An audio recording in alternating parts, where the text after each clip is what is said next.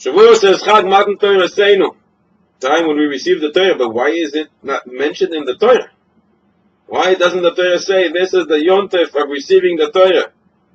That's what the Akedas Yitzchak asks. The Kliyako, Rabbi Soran Salanter. More than that, asks Rabbi Soran Salanter, where was the Torah given? In an unknown place, in the desert. An unknown date. It's Machlokes Tanoim in the Gemara. Was it given on the 6th of Sivan or the 7th of Sivan? Why is that? Because the Torah wants us to view Divrei Torah every single day as new.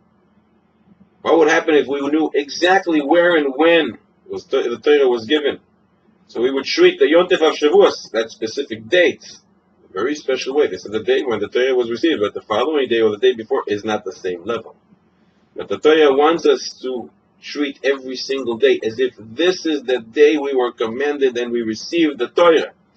That's why it says, "Be'akrivchem mincha chadasha laHashem." You bring an offering to Hashem, a new offering, chadasha, every single day. V'ayu divrei Torah chadashim be'enecha. It should be new in our eyes. If we knew exactly the location where the Torah was given, somewhere in the desert, if we knew exactly where it is, what would happen? Maybe one would go somewhere far away, and then he would say, well, Torah doesn't apply here.